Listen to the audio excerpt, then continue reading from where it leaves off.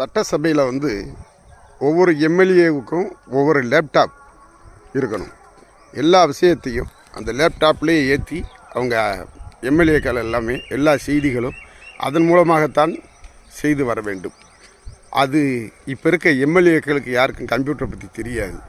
இனி வருங்காலத்தில் டிவிக்கு ஆட்சிக்கு வரும் பொழுது எல்லாமே மாடலாக மாறி வரும். அயல் நாடுகளில் நடக்கிற அரசியலிருந்து அத்தனையும் கொண்டு அவர்கள் உட்கார்ந்த இடத்துல உலகத்தை கண்டறிந்து எதை எதை செய்ய வேண்டுமோ செய்யக்கூடிய வாய்ப்புகள் வரும். இளைஞர்கள் வரும் பொழுது விஞ்ஞான ரீதியாக அனைத்தையும் சமாளிக்க சரியாக இருக்கிறார்கள்.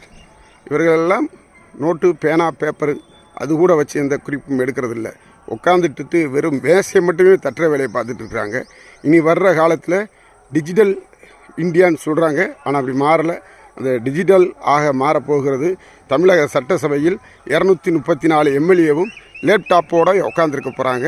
இனி உலகத்தினுடைய தலை சிறந்த தமிழ்நாடாக வரப்போகிறது. டிவிகேவுக்கு ஓட்டு போடுங்க. விசில் சின்னத்துக்கு ஓட்டு போடுங்க. விசில் விசில் விசில் நமது சின்னம். நன்றி, வணக்கம்.